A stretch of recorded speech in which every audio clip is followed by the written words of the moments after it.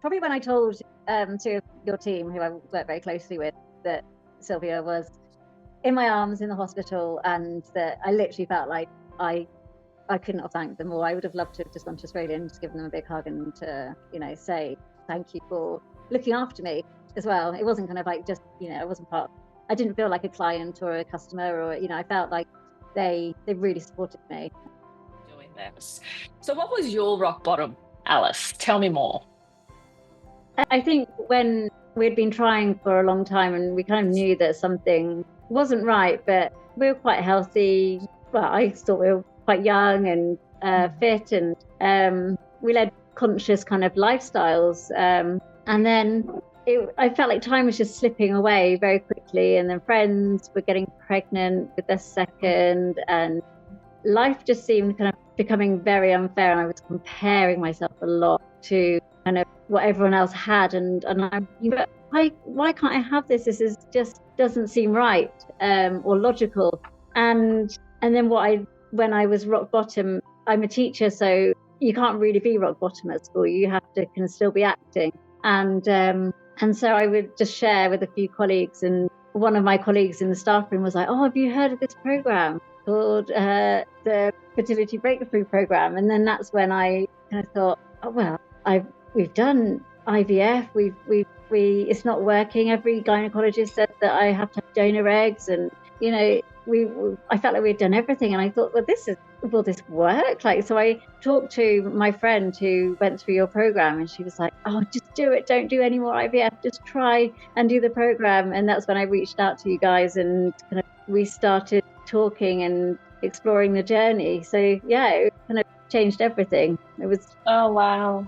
It's amazing, isn't it? Like for me, I always love to hear those stories where it has happened by someone else recommending someone else because they had a great experience, and they had a baby through the program. And I often hear that from people, when they first finally kind of reach out to us.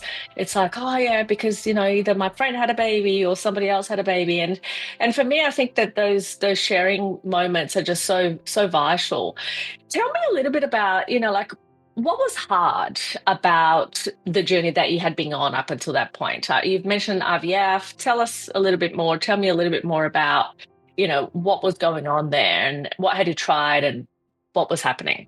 We just kind of we thought we were trying everything.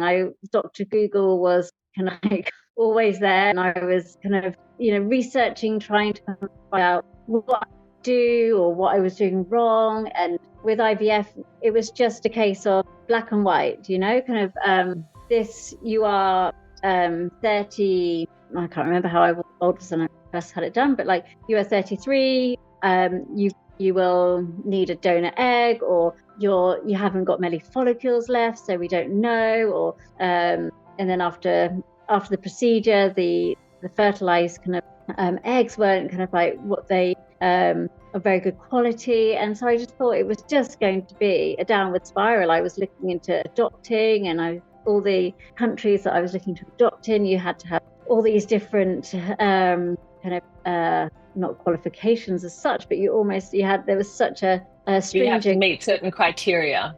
Exactly, criteria of kind of really specific things. And I just couldn't meet that. And I couldn't wait. 8 years. I couldn't wait. Kind of it was eating me up inside. And I was just desperate. I couldn't even go to family events because I was just beside myself, comparing myself to the rest of my cousins and family who, had this beautiful life with a baby. And the only thing that could keep me going was just sharing my emotions and talking to people as much as I possibly could. And the more I talked, the more I realized that I wasn't the only person in this situation. It's extremely common. And by talking, we can create community as well of, support, which is amazing. There's some beautiful things that you've said through that I want to kind of point out. I totally agree with you. Sometimes people come to me and they have been having, this horrible experience for years. I've had a couple once who were trying for over a decade, and they hadn't told anybody in their family, their friends, anyone at all. And they felt really ashamed, of the whole situation and what they were going through and experiencing. And that not talking about it sometimes is what exacerbates, that feeling of shame and inadequacy. It's until you actually start really sharing what's going on for you that you realize that, well, actually, you're not alone. You're not the only one. This has happened to other people before you. And, I think that that's a beautiful thing that you've said that really is important to highlight.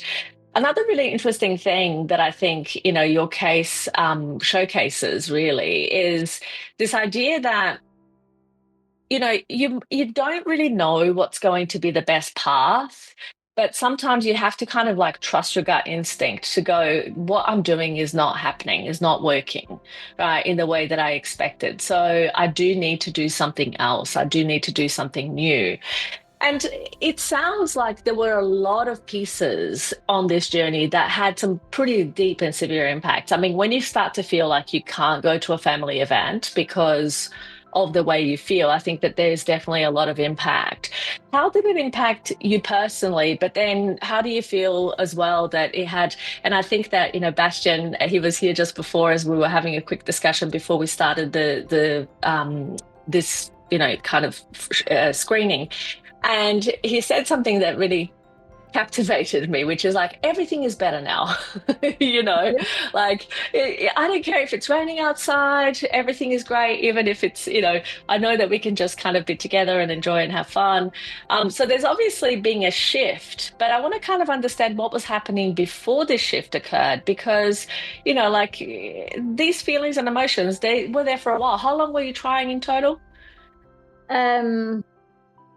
5 years. 5 years, yeah. And this is the other thing too. One of the things that you mentioned that actually I will let you answer the question, but one of the things that also I think is really important to know, because a lot of people think that I've been trying for 5 years, I'm looking at all these other options of things that I can do. And, a lot of people that don't understand what adoption actually means and what the process is actually like will usually just say, well, why don't you just adopt? Like, it's the easiest thing in the world, and I often have to say to people, actually, did you know that getting a donor egg or a donor embryo is way easier than adopting a child, and cheaper? Because when you have to meet all of these criteria, there is financial criteria. There's a whole lot of different things that goes into making sure that that happens. So I take my hat off to you for investigating it and understanding that it wasn't for you at the time as well. But yeah, so tell me a little bit about these impacts, the emotional impacts, the relationship impacts. What was happening before you found us? Well, I mean, I've been really lucky to kind of be in an environment where I've got trusted people that I can kind of talk to and just confide in when I need to. But it was really lonely, and the future was pretty bleak. I was thinking, what is this future? Like, I've invested my whole adult life into children, and yet I can't have my own children.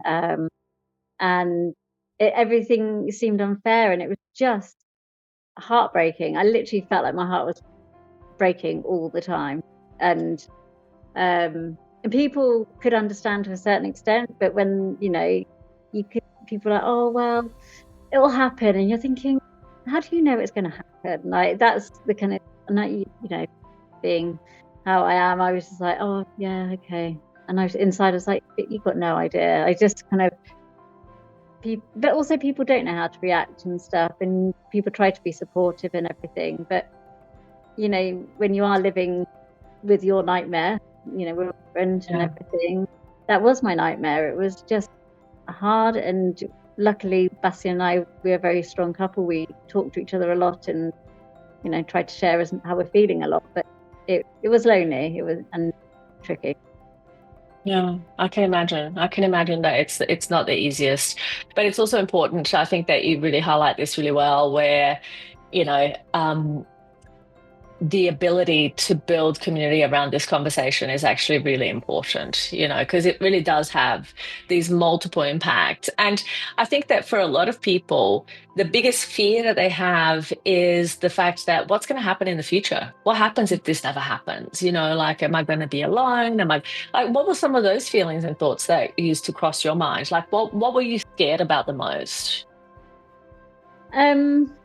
all those kind of milestones that you would want to celebrate with a child, and that they would never exist if you didn't have one. And, you know, thinking that you try and be happy for other people with their little babies, or, you know, with their children or families. And I couldn't, I honestly, I found it so hard. And these milestones, I just seemed to be so out of reach and so impossible, because the doctors were saying, you know, you can't, you have like a really low amount of follicles, you your egg quality is not good enough, you know, we can't take out as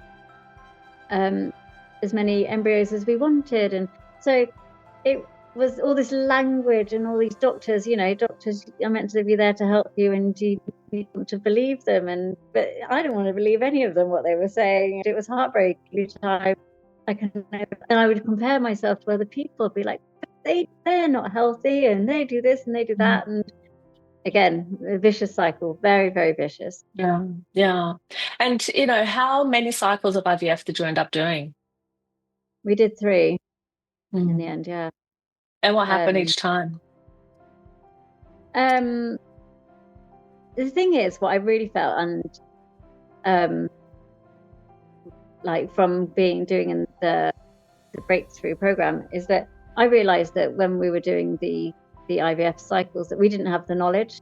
And then through doing your program, we gained so much knowledge. And, you know, some of it isn't even groundbreaking, but we should know it. And thankfully to your team, we learned it. But I found that it felt very kind of like disconnected when we were doing IVF, and you weren't you had these questions, but it was almost dismissed, like, why would you need to know that? You don't need to know that. We know what we're doing, and stuff like that.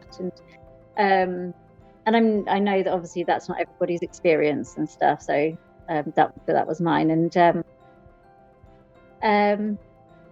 yeah, and you just felt like there was no communication, and it was just very kind of like, it wasn't holistic, it wasn't wholesome, it wasn't kind of like, I needed to be wrapped up in cotton wool. I was fragile, and that wasn't happening. Yeah. No, I mean, it's fair enough. And especially when, you know, all of your dreams and hopes for the future are on the line, it's very understandable that you'd feel like you need to be wrapped up in cotton wool, you know, like, and the process is very, you know, it's almost the opposite of that, isn't it? It's just very prodding and probing, and just, you know, and each time that it doesn't work, you feel like, oh my God, does this mean that I'm never going to have my own baby? I imagine that there were many times throughout that journey that, you know, you had these sorts of questions. I mean, and I don't want to put words in your mouth, but how did it feel to be going through it and to be getting a result that it wasn't what you wanted, and then figuring out that, okay, what are we going to do next? Like, what was that process like?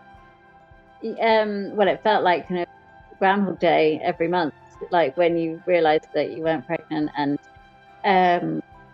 that you would have to kind of go through that process again. But it was like we were just constantly kind of going, but what are we doing wrong? What is happening? Like, why can't we why isn't this working? And every month when it didn't happen, you know, you'd have to deal with that emotion.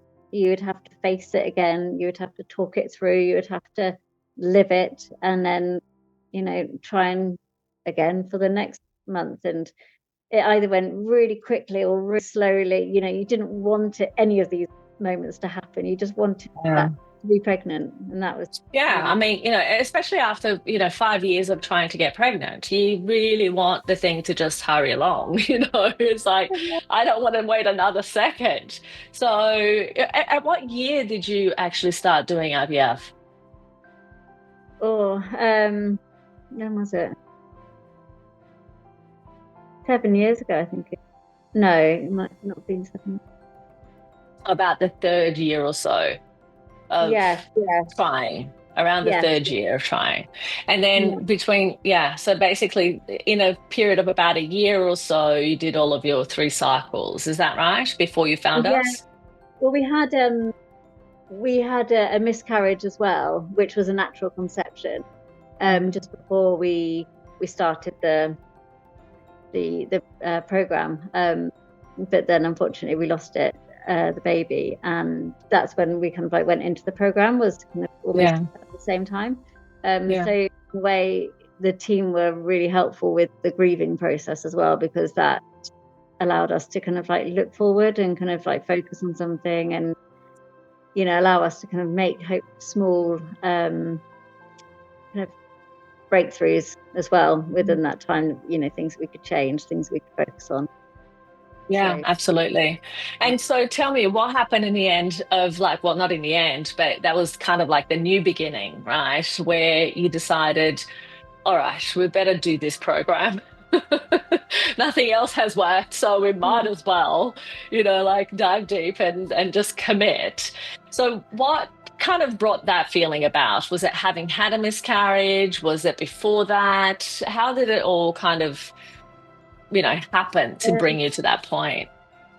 Yeah, it was just that, and I'd spoken to my friend in the staff room, and she said, "Oh, I've got a friend who has done this program. You can speak to her. It sounds like you both have been through everything the same together." So we were playing netball. Those are people that don't know netball. It's, I think, British and Australian kind of sport. We play netball.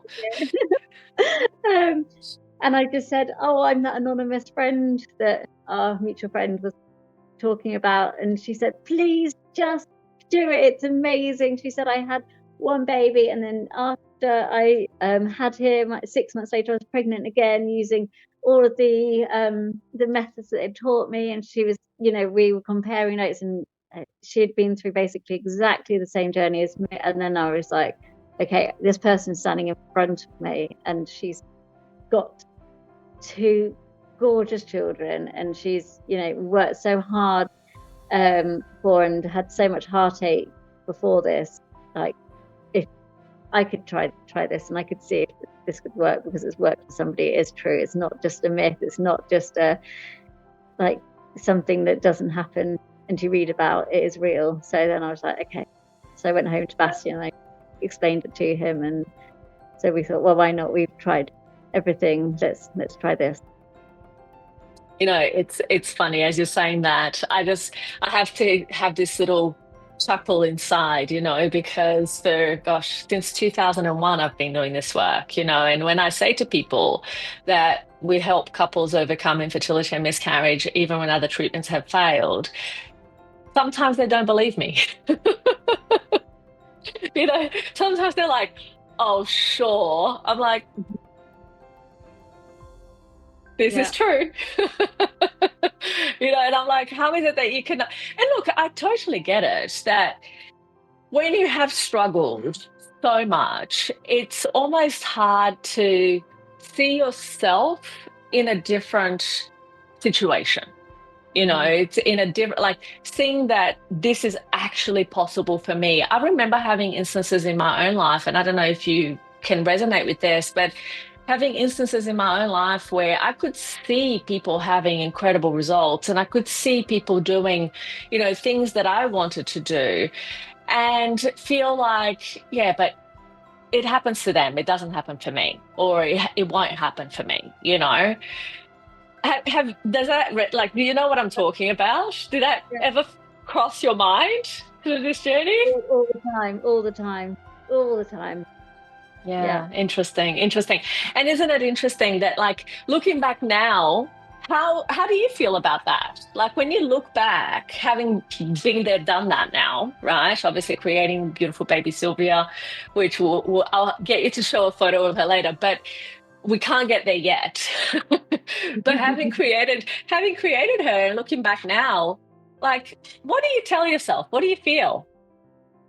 Well, it was my birthday yesterday, and I said to Bastian, I can't believe that this is the first birthday in years that I haven't wished for something else, that I haven't felt sad. Like, it was like the cherry on the cake, knowing that I have my baby now, and she is all that I've wanted for such a long time. And I feel like it's a bit strange, and I know that I've been through the program, so you know, people might go, oh well, of course you're going to say that, but I do feel like, you know, the journey almost was meant to be. We've learned so much about ourselves as a couple, as humans, as kind of like, I don't know, learning about life, about appreciation. You know, the smallest things that she does, like, I appreciate, because I feel so lucky to have her. And I value everything that people have done for me, and I value her so much. And I also really hope that I can help other people if they're on this journey, you know, and support them and help them if I can. You know, I've recommended your program to so many people. And yeah, I mean, we're so fortunate for her to come into our lives. I feel really, really lucky.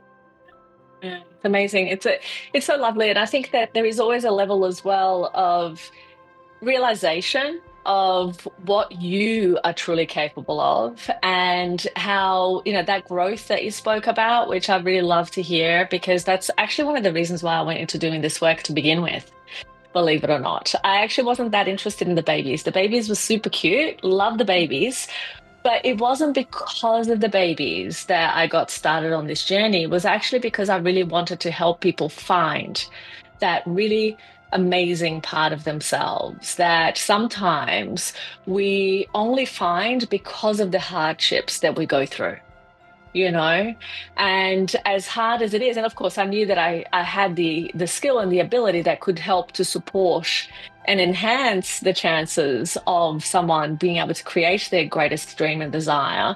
And so that was kind of like a win-win, you know, being brought together. But it's interesting that that's not how it started. It's how it's going. It's not how it started. And it's just beautiful for me to see that not only did we get the baby, but we got the transformation, which really, it's the transformation. I tell this to people in the Fertility Challenge program all the time, you know, which is really, in order to create what it is that you want in your life, which is your beautiful baby, you have to become a different person. If this version of you was going to be able to do it, it would have already happened, right? But sometimes it's not even that you know, the things that we might be missing are things that we don't even know we don't know at that point. And sometimes that's that understanding and that journey and that knowledge that really kind of brings you to that realization of self. And I think it's beautiful, and it's beautiful to hear you talk about that. So when you started the program, like when you found us and you decided, okay, I'm going to do this, was it like a slam dunk, like, yep, this is what I'm going to do? Or was there a little bit of worry and concern about getting started? I think it was great having kind of like, right, this is what we kind of like expect of you, and this is what we're going to be doing. And we had like a whole list and an itinerary and everything like that, which really excited me, because I was like, right, okay, I can see what's happening this week and next week and this month and following month. I could see my whole schedule for 6 months. It was wonderful. But then I was like, oh my goodness, like this is really happening, and they're going to be checking up on me. I need to be accountable. And yeah, I felt like the student, because I was like, oh my goodness, I actually have to make sure I show up to the meetings, and I need to make sure that I am here, I am present. But that was great, because I did the things I needed to do then, because I wasn't kind of like able to kind of sit back and just you know, coast through and no one would check up on me. It wasn't like that. You know, we had to talk, and we had to face facts, we had to discuss, we had to look at results or not results, and, you know, inquire. It was incredible. And yeah, from day one it was like, right, let's get this going. Yeah, a little bit of accountability never hurt anyone, so you know. I think that's a really good, but what you're saying is exactly right. You know, like a lot of times people think that I shouldn't have to do this, and that's true if things have been completely easy. If you had sex, got pregnant, had a baby, and everything was like straightforward. Yes, you shouldn't have to do this. But if that hasn't been the case, and this is, often what I talk to patients is like, it's great that some people have that experience and in fact, in general population, most people do. Most people have sex, get pregnant, have a baby done. We're no longer talking about this conversation and it's just moving on with other challenges of life. For the people who this doesn't happen that easily, you can't compare yourself to the people for whom it does, because it's a different whole set of circumstances and situations. So, I love that you're saying like, okay, I needed to, get in there and do some things, because that's, people, when it hasn't happened for easily, that's exactly what needs to happen. And what was hard about that, that kind of beginning of that process? What made it feel hard and challenging? Well, I think our timetables were busy already, and so it was just making time to just almost like to sit down and, it's in busy lives, sitting down and relaxing, kind of like you have to make time for it. It was making time to sit and have these conversations. We're in different time zones and things like that, so the team were really good at kind of like ensuring that I was able to do it at a time that was suited me. But sometimes, they're at the higher end of my bedtime or the early end of my wake up time, and but the challenges were just kind of, normal challenges, I think, that you would experience with anything you're going to, you're investing time and money into. You might have doubts, and you have kind of like, you don't know if it's definitely going to work. And when you can't see results from, the first month or something, or the second month, third month, you do have to wait, because you're investing time in your body, and your lifestyle has to change, and you need to make sure that kind of you are double thinking everything, but in a really positive way. Is like, I learned so much about living, and how I called it the Stone Age way of life, because it's just, you go back to basics, and it's beautiful. It's a lovely way to kind of like exist. We're not. I learned a lot, and it was amazing. Interesting. That fascinates me. Actually, I'd love to hear about the reverse of the hard, where, like what are some things that you would not change for the world, like that, about the journey itself, or what were some of the highlights, like the program, I mean, specifically, Mm-hmm. and, what were some of the highlights of it that really kind of spoke to you? What are the things that you would not want to see be different? Learning about environmental factors, had no idea about. That was incredible, and in our household, chemicals and plastic Tupperwares and all those kind of things we don't use. And if we're at others' houses, or a lot more aware now, and I try to educate people as much as I can. People want to listen. My mum being one of them. Absolutely. I know parents always, they need that understanding. Yeah. I'm constantly, still to this day, constantly telling my mum, don't buy cling wrap, like don't use it, and she's like, she uses cling wrap for everything. I'm like, oh my God, just there's Pyrex containers for a reason.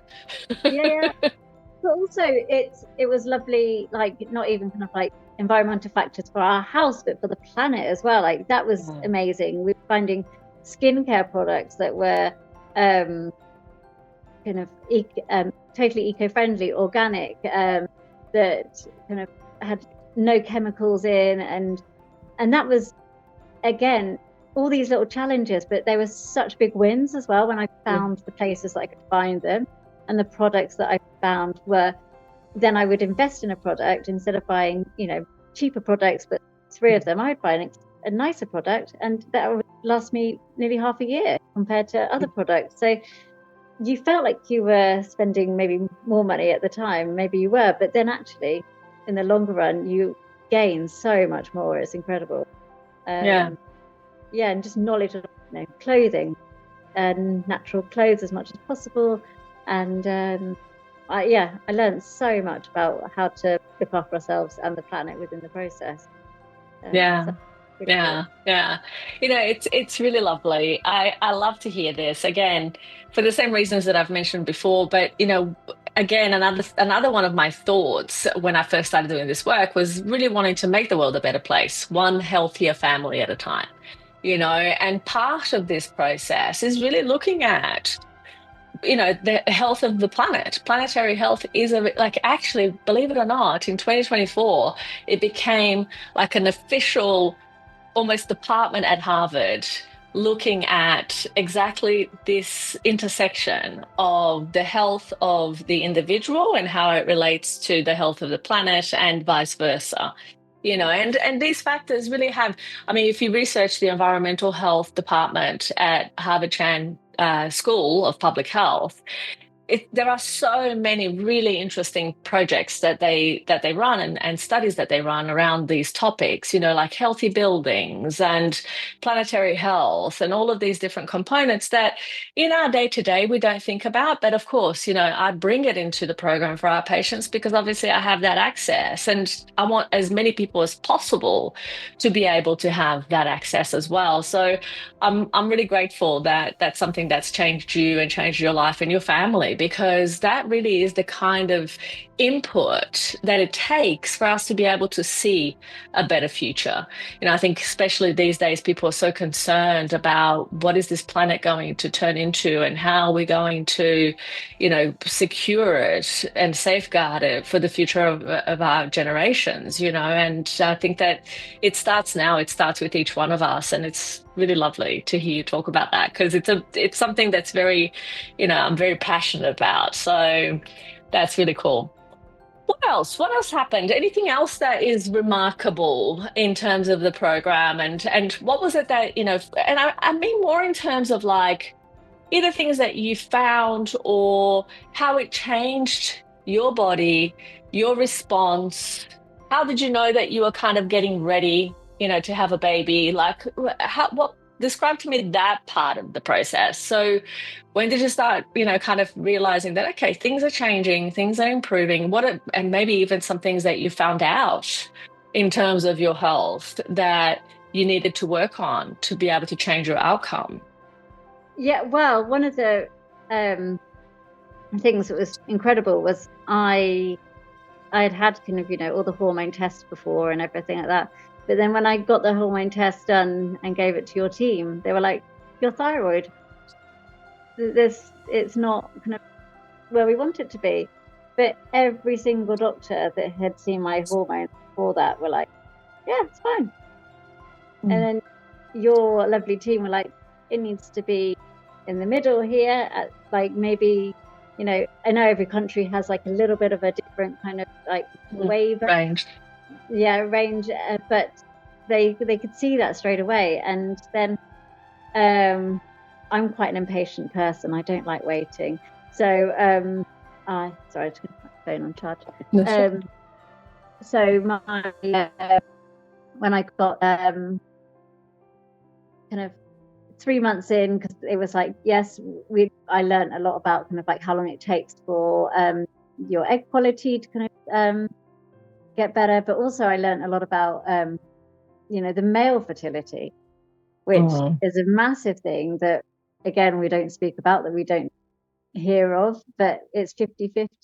So whatever I did, my partner was also doing the same. So our diet both changed, and that was incredible. I learned about hormones and foods, and I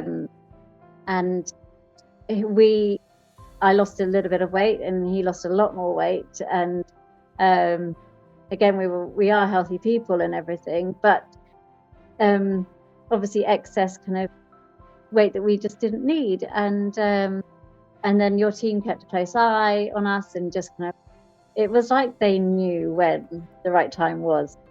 And one of your lovely team said, okay, right, I think this month is a good month, and it worked.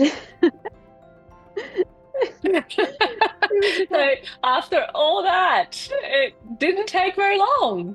No, it took, I think, 6 months in process. in total, because we had the miscarriage, and then we were advised to like wait for 2 months for the to get your body kind of back to To balance.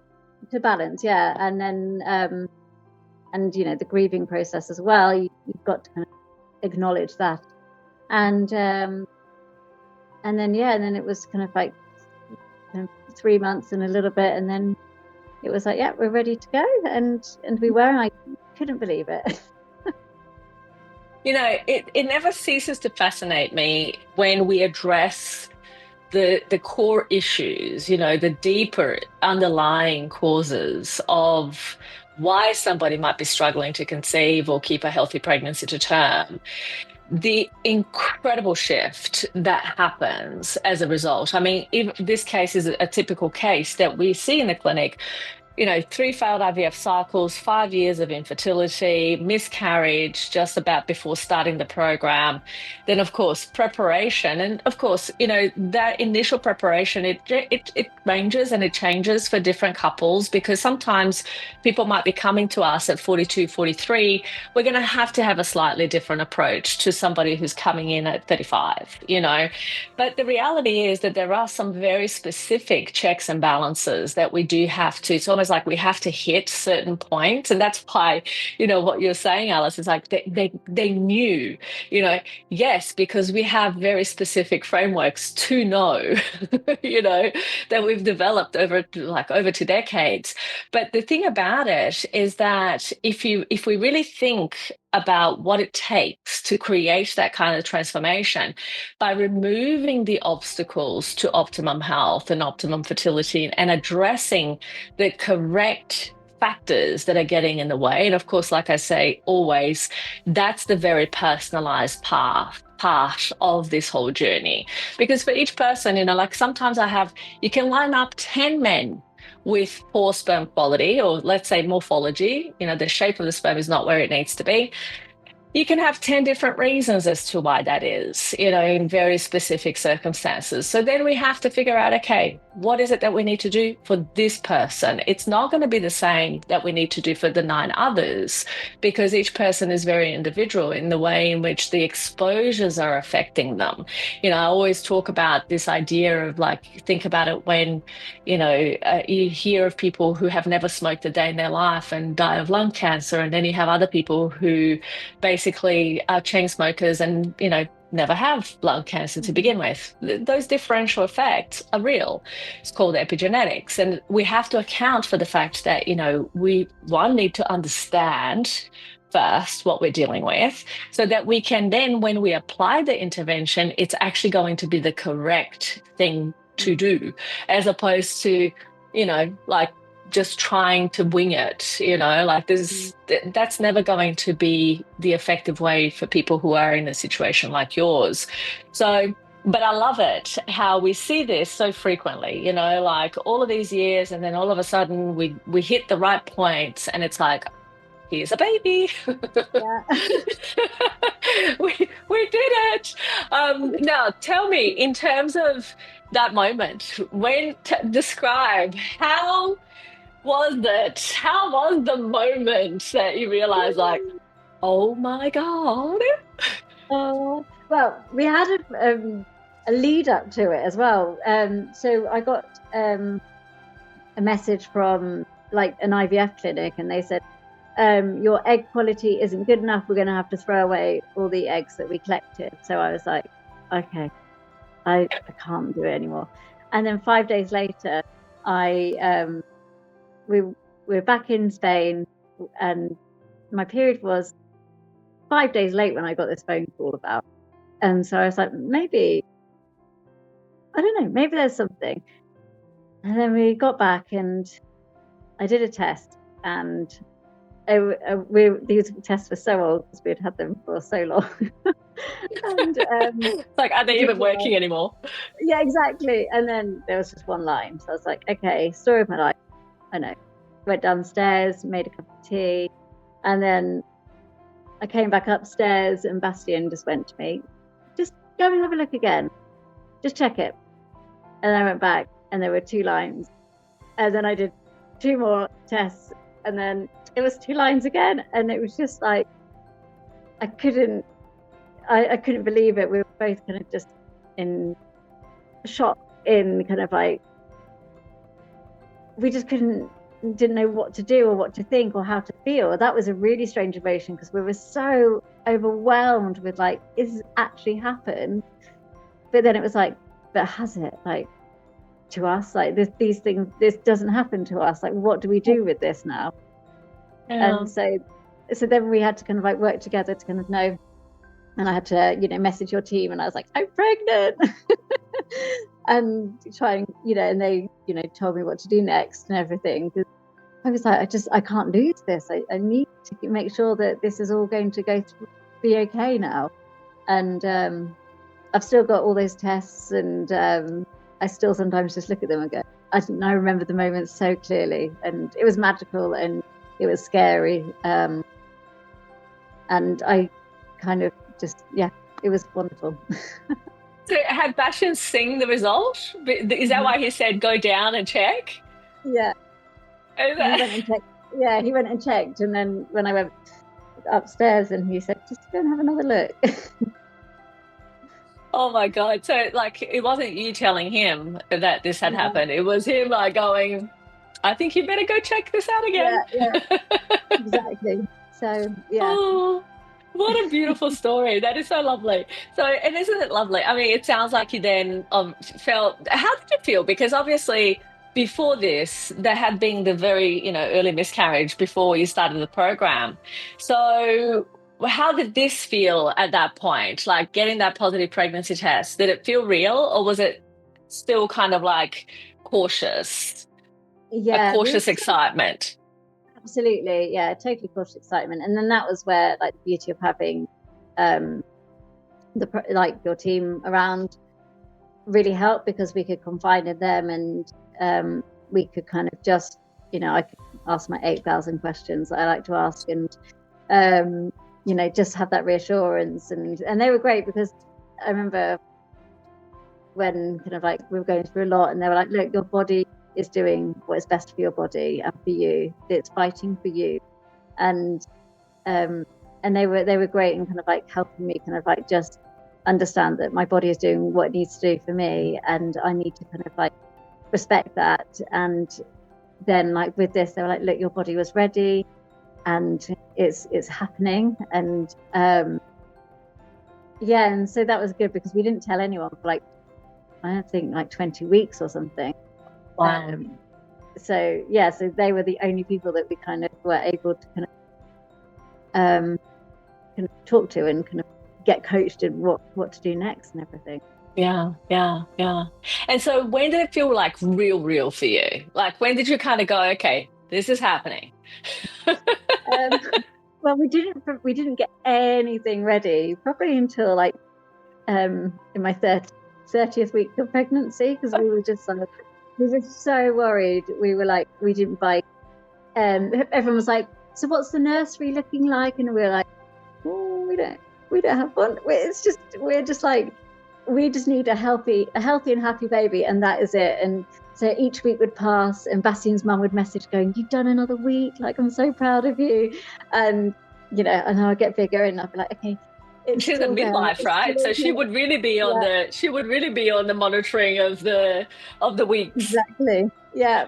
And we saw Sylvia in was it 3D, I think, once in France, because her grandparents live in France, and so that was quite amazing. And seeing her, she had a face, and I was just like, oh my gosh, I've actually got a baby with a face.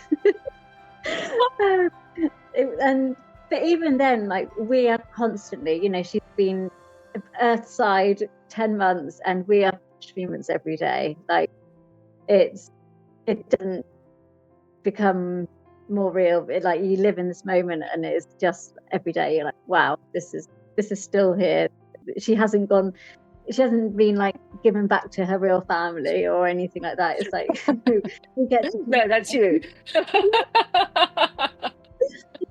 Oh, that is so beautiful. It's like, this, she really is mine.